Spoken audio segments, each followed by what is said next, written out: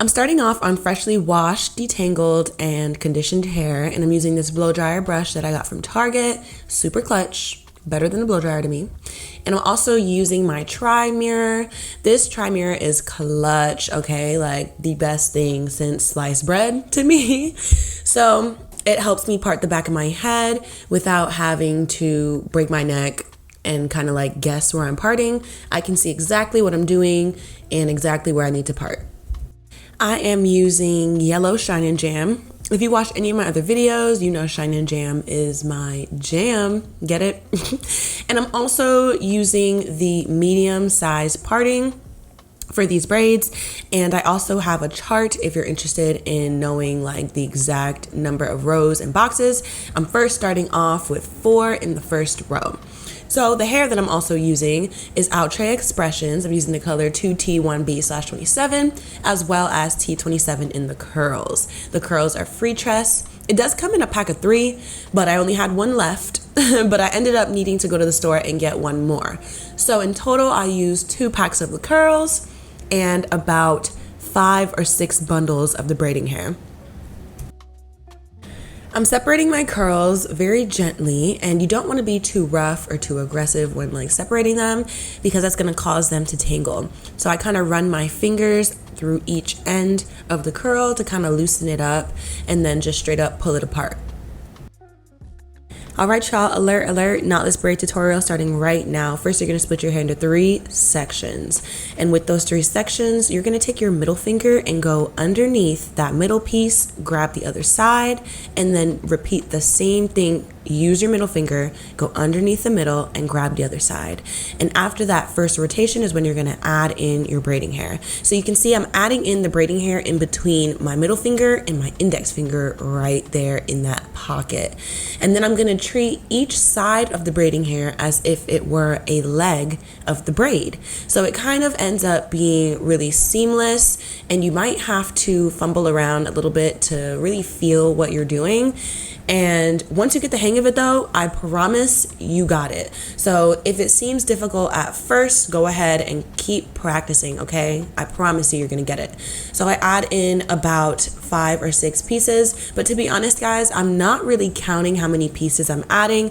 I'm just going based off of the size of the braid that I want it to be. If I need it to be a little bit bigger, I'm just gonna add a little bit more. If I need it to be a bit smaller, I'm gonna add less, and you know, so on and so forth. But I think in total I added about 5 or 6 pieces, and then I went in and added the curly piece. So I'm adding in this curly piece just as if I were adding in a piece of braiding hair. And also take note, I flip my braid around. So I was braiding underhand before, now I'm braiding overhand. Once I've added that curly piece in there, I'm gonna braid down once and leave out a piece of the curly hair. This is gonna give the illusion that your braids have curls in them, and you're going to braid down a little bit more and then leave out the other side of the curly piece. Now you don't have to leave out both sides if you don't want to, but I recommend doing so because why not? And it'll allow you to use less or buy less of the curly hair if you utilize both ends. Yes, I am putting it in my mouth. No, I'm not eating it. So here's me braiding down in an overhand motion. And I prefer to braid like this all the way down versus using underhand, just because my braid comes out a little bit tighter, a little bit neater, a little bit flatter. And I just love how it looks when I braid overhand.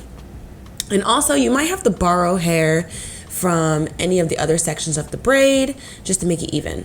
And finally, I'm adding in that final curly piece, which is gonna give the curly end of the braid. And you're just adding that in the same way as you added in the other piece of curly hair, but this time you're gonna braid all the way down. You're not gonna leave out any pieces. And once I get to the end, I'm gonna take a small piece of the hair and wrap it around into a knot. And that's gonna make sure that the hair is secured into place and it's not gonna unravel on me.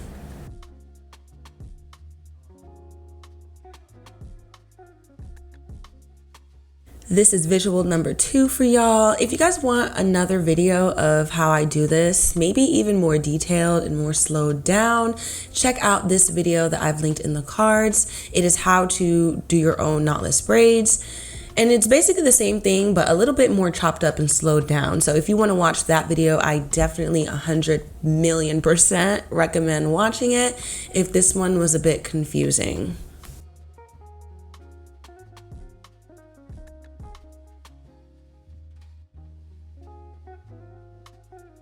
Where do you place the curls? And I feel you 100% on that. And to me, I just try to look at my hairstyle as a whole and see where there are spots missing that I could add curls in. So let's say if there's a hole on the left side of my head and I'm like, it's looking kind of bare, kind of empty, kind of spacey right there, I'm gonna go ahead and add curls in the braids that are in that section. So I kind of don't really have any rhyme or rhythm to where I'm putting the curls and the braids, but I do try to alternate in between braids. Like I'll do a pattern of curl in this braid, no curl, curl, no curl, and kind of just like alternate that for each row. And it always ends up looking good to me. But again, it's based on whatever you feel. If you don't want as many curls, just don't put as many. If you want to OD the amount of curls you're doing, girl, put those curls in. Like, do not let anybody tell you that what you're doing is wrong, especially since this is a DIY. Braiding pro tip. Once you get to the crown of your head, your boxes are going to kind of turn into trapezoids. So the top is going to be a bit skinnier than the bottom. And this is to accommodate for the fact that your head is a sphere.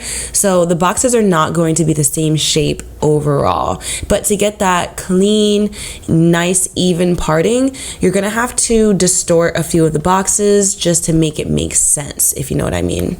Finally, when I get to the last row, I'm lining up my comb with the middle of my nose just to make sure my part is in the middle, because girl, you want your part in the middle and not crooked off to the side. So I do that and I'm parting out my last few boxes. So for this last box, I'm making sure that I'm putting a curl in these 2 front braids because I really love the look of those 2 curls falling down toward your face. So I also want to make sure that I'm putting them very close to the base or the beginning or the top of the braid. So it gives the illusion that the curl is like kind of separate from the braid versus me braiding down and it looking that way.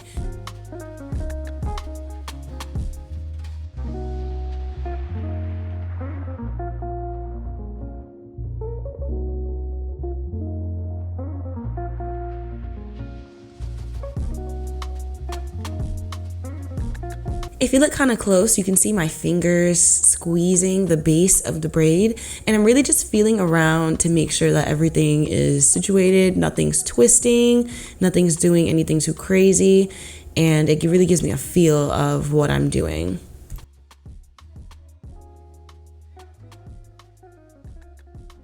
After I'm done braiding, I go in and kind of make the curl to braid ratio make sense. Like I don't want my curls to be super extra long and have them more than the braids themselves. So I go ahead and trim them to make it look right. Y'all, I am so chaotic. This is the next day, and usually I would dip the ends of the braids in some hot water and kind of avoid all the curls, gather them up, put them in a little like clip or whatever. But I did not have time for that. So I thought like, let me try to use this steamer and kind of give them some steam. I know, so crazy. But the craziest part about this is that it kind of ate though. Like it gave the braids a little bit more flowiness to them without me having to like wet my hair and walk around with like dripping hair. So if y'all have never steamed your braids, can we please make this a thing and give me credit for it? Because steam your braids. Like look at the steam. Theoretically, it's doing what it needs to do. The steam is loosening it up, right? So I kind of definitely recommend. Here's me about a week or so later, and they're still holding up. If you guys love this video, do not forget to hit the subscribe button as well as the like button, so I know you like videos like this. And I love you babes forever and ever and ever and ever.